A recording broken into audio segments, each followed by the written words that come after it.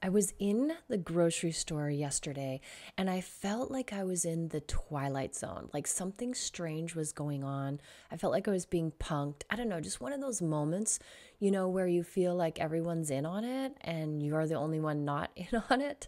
What was happening was, as I went down every single aisle, I noticed that every single person in that aisle was reading the labels on whatever it is they were looking at buying.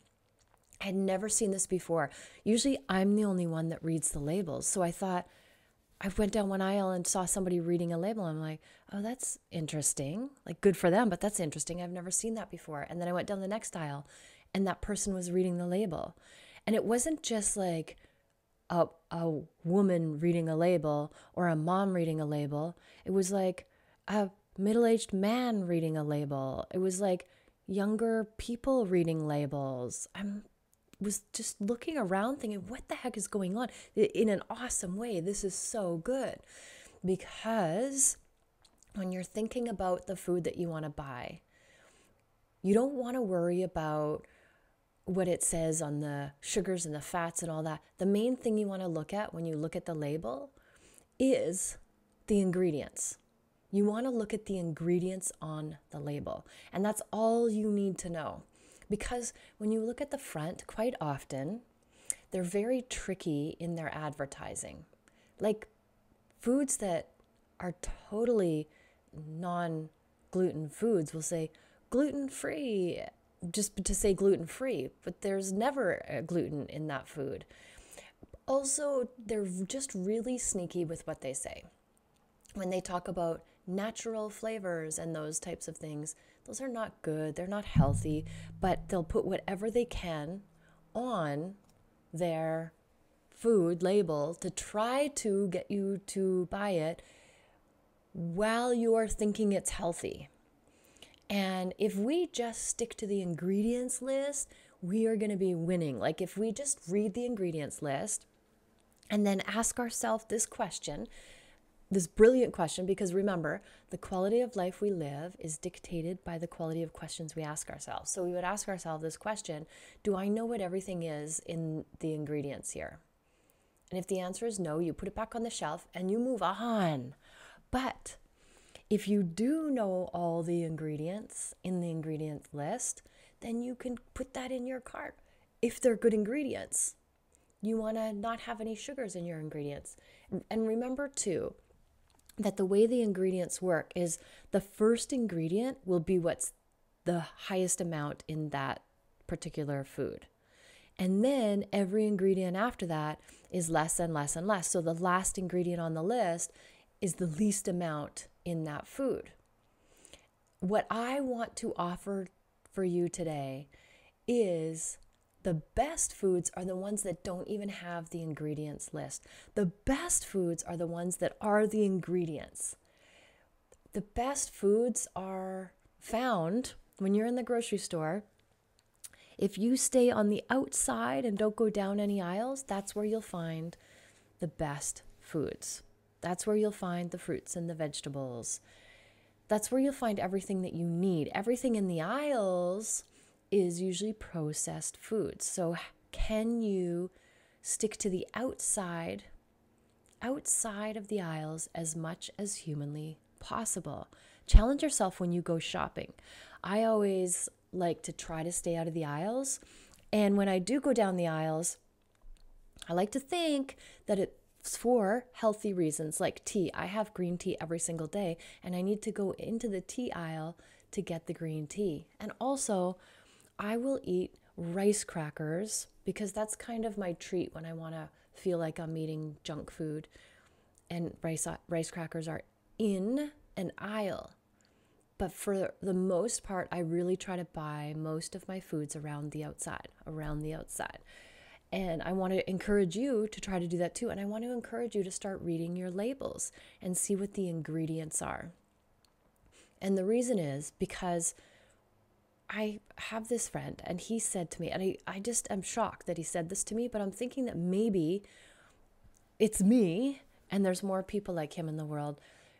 I was trying to teach him how to be healthy with his food and to read the labels and tell him that these things aren't healthy. They're actually bad for you. They're toxic for you. And he was shocked. He thought that if it was on a grocery store shelf, that meant that it was good for you because the government has said it's okay. Or someone along the way deemed it okay to put it on a shelf to sell to you in a grocery store. So in his brain, he was thinking all of these foods are okay for me to eat. They're not going to hurt me. Which just shocked me because I'm thinking how many other people are thinking like this. The food in North America, in the United States especially, a lot of it is not allowed. It's banned. The ingredients are banned in other countries. But in the United States, it's okay. And the reason why these foods are as horrible as they are today is just to sell more. So there are scientists, there are men and women in lab coats that are paid a ton of money that spend all day trying to figure out what's called the yum factor, which is how much of these things, salts, sugars, fats, can we put in that will addict you, make you come back for more, but not make it so that you're like, ooh, I've had enough. Like, what is that yum factor that just keeps you eating and keeps you addicted and keeps you buying and coming back? And that's what they do, is they try to find that point. So the people that make the foods are never thinking, how can I help the person that eats this be super healthy? How will this help their body? What minerals and nutrients, what vitamins does it have? Nah, they're just like, how cheap can I make it? And how can I make it super addictive so they just keep buying it? And it's a sad state. When we look at our health in general as a society, we see that we're in a crisis. We see obesity, we see the diabetes, we see the autoimmune diseases. And these all have gone up in relation to how much our food supply has changed. Because back in the day, oh, I sound old, but back in the day, like say when my mom was growing up, there was no organic food. Even when I was younger, there was no organic food. It was just food. And now our food supply has gone so far away from food that a food that's just a food gets to be labeled organic, which is crazy when you think about it. So for me, what I love to do, because I love to eat, and I love to eat a lot of food, but I hate to cook. And so I will try to take whole, clean foods and turn them into something super tasty with the least amount of effort possible so that I can eat a lot of food, but it's nourishing my body. When I eat food, I like to think of it as I'm nourishing my body. How will this act in my body? How will this help my body do all the things that it needs to do? Just the human body alone is mind-blowing. All the reactions that need to happen just to keep us alive, just so that we're functioning in general. And so how can I give it everything that it needs in order to do that in the best way possible? Because remember, if your body is in homeostasis, which means it's perfectly balanced, remember that's what nature is. Nature is just a balancer. It's always trying to balance everything. And your body, our bodies are nature. And if your body is in perfect homeostasis, very perfectly balanced, it will heal itself. Disease can't exist in your body. And so our mission in life should be, how can we nourish our body so that it just heals itself? How do we get it back into balance? And if it's out of balance, it's two things: toxicity, too much of something, which we find in the water we drink, in the air we breathe, in the foods we eat, in the stuff we put on our skin, and deficiency, not enough of something. So our soils are depleted, so our foods aren't as nutritionally dense as they used to be. Or we're just not eating whole foods, and so we're missing a whole bunch of vitamins and minerals that our body needs, and amino acids that our body needs, essential amino acids, that our body needs to do all the functions that it needs to do.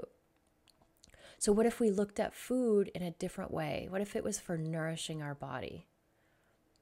And then on top of it, what we throw on is the emotional eating. Now, when I work with my clients, I give them their own protocol. We create their own protocol. So it's like, this is specifically for you. This is when you should eat. This is what you should eat. This is how much you should eat. Just all the things. So there's no question in my mind that that person knows exactly what to do to nourish their body. But sometimes people still can't do it because of emotional eating. So we can never out willpower, and we never want to out willpower because our body gives hunger cues for a reason, because that's keeping us alive. Your body's like, hey, we need more nutrients. Okay. And so we can't out willpower hunger. Hunger is like an evolutionary drive, but we want to listen to it. And we only want to eat when we're hungry. But what happens is we get an emotional hit, we feel sad, and then we don't like that feeling. We're like, this feeling sucks. How do I get rid of it? If I eat this thing over here, I'm not going to be focusing on that horrible, sad feeling. So I eat the thing, and then guess what happens? I feel worse, and then I feel that sadness again, or I feel, angry at myself.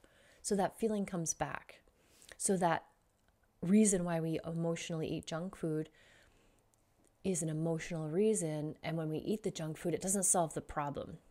It just comes back, and now we add another problem in the fact that now we feel horrible because we ate junk that we didn't want to be eating. So I really want to, the reason I'm talking about this, and when I saw all these people in the grocery store reading labels, I'm like, I don't know what's going on, but I like it. And then I thought, I wonder what they're reading the label for. What are they looking for? What part of the label are they reading? And if I'm telling you, just read the ingredients, and if you know all the ingredients and they're good ingredients, then yeah, that's a good food. But if the second ingredient is sugar, any kind of processed sugar, no bueno, put it back. We want it, and that's why it's so easy if you just stick to whole, clean foods, because then you don't have to guess what's in it. And there's the dirty dozen, which means there's 12 foods that you want to try to eat organic because the pesticides just absorb into it so easily. Like, for example, a strawberry, because you eat the skin of a strawberry. And so if there are, even organic is allowed a certain amount of pesticides in it, but it can't be above a certain amount. So if you look at the list, environmental working group, they will list, because it changes all the time, the dirty dozen. So you can download it, and if you want to be super healthy, you would buy those foods organic. And then there's the clean 15. So the good news, they also have the list of the clean 15. And the clean 15 are the top 15 foods that, if they're not organic, they're still pretty safe to eat. Stuff like bananas, like something with a thick peel where any kind of chemicals are not going to go through that peel. So they're safer to eat. But I think about how much food we eat every single day. Like, we need to eat to survive. So every bite you take could be making you sick, or it could be healing you. And so I want to empower you to see how important this decision is when you go to the grocery store, what you're buying. And also, my friends, every time you buy something, you're saying yes to something. So every time you spend $1, you're voting for that. So every time I don't buy milk, because I don't believe in milk, I'm voting no. If we think about these huge, huge companies that rule everything, because there's only a few that rule everything, what's their main objective? Their main objective is money. And so if we stopped buying their crap, like if we just stopped buying pop, guess what those pop companies would do? They would make a healthy drink as fast as humanly possible. Because I think that we think, oh, I'm just one tiny person. What difference could I make? But if we all were tiny people doing this thing, then it would become a huge impact. This becomes a big thing. If every single person stopped buying pop, they would have to stop making it and make something that we wanted. And if we said, we don't want pop because it's poison in our body, we want something healthy, you better believe that they would make something healthy in a hurry and not put it in plastic. There is some crazy story that I heard about a record-breaking contract with Coca-Cola and Microsoft and nanoparticles, and it's just insane. Like, I can't even go there because that's our food supply. But I really want to encourage you to take your health into your own hands, because at the end of the day, even when you go to the doctor, as amazing as your doctor is, they're going to see you for 5 minutes and then they're going to forget about you, and you get to go on living with you.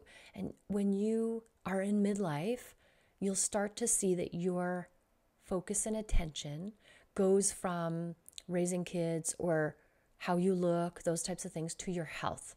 I'm seeing this every single day. People now are coming to me with health issues and they want to be healthy, not necessarily skinny, which is what they did want before, but healthy. And the number one way that you can start to take care of your health is by the foods that you eat, because that's what your body is made of. Everything you eat gets broken down and then used in your body, in your cells, or not. And some of the chemicals that we put in our body can't even be identified by our body. So now our body is fighting these foreign objects because they're inorganic. Our body doesn't even know what to do with them.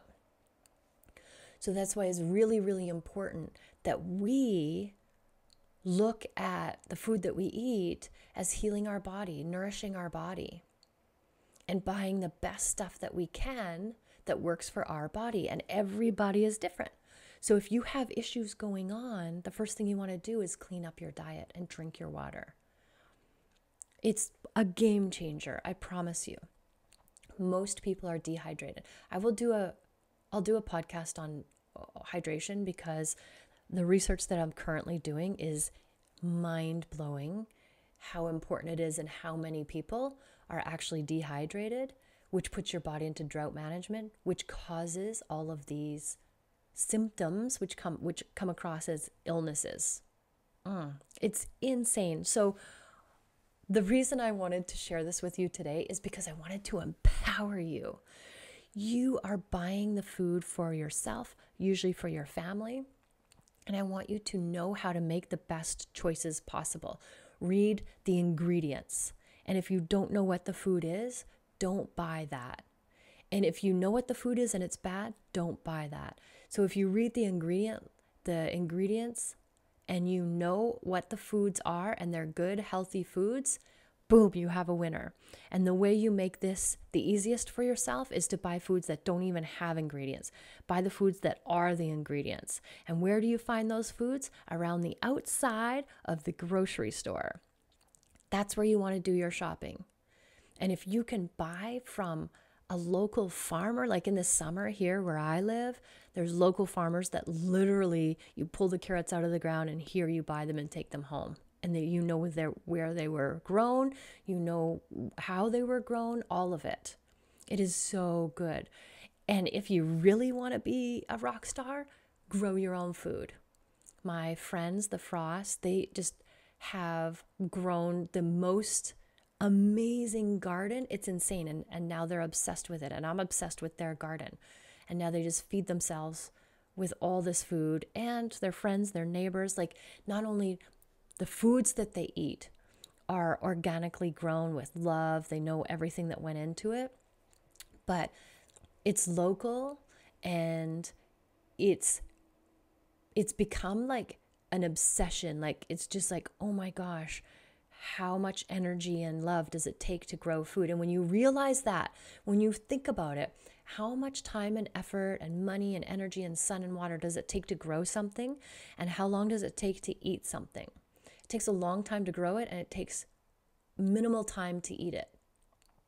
And then you can see how when we back up and take a wider view of that and look at, say, meat, think about how long it takes to raise a chicken.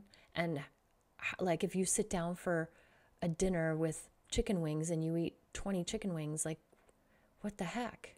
That's 10 chickens, right? Like, think about that. Or when you're buying